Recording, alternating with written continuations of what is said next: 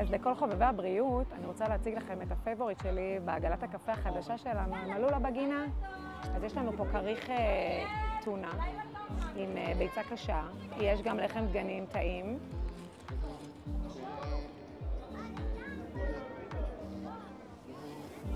וואו, הטעם, וואו. אז עם כל הכבוד למתוקים המופלאים שיש לנו פה ויש בשפע, אני יותר חובבת בריאות. בואו נלך לסלט קפרזה המהמם הזה.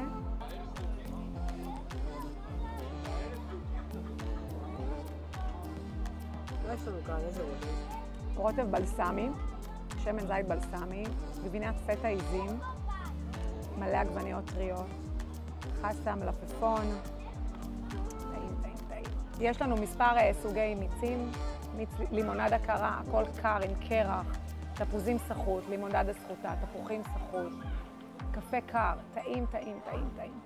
אז מה היופי בזה? אתם יכולים לבוא לפה, ההורים, עם הילדים, יש מלא הפעלות לילדים, אפשר להושיב אותם, לראות הפעלה, לשבת, לשתות קפה בכיף, לשתות איזה מיץ סחוט טעים, איזה קפה טוב, קפה קר, קפה חם, תה קר, כיף לא נורמלי, באמת. והאוויר פה והאווירה הירוקה, מדהים.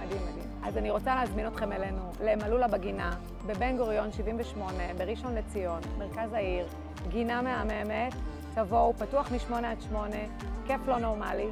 אז לכל חובבי המתוקים, אני מתנצלת, זה מה שאני אוהבת, בריאות.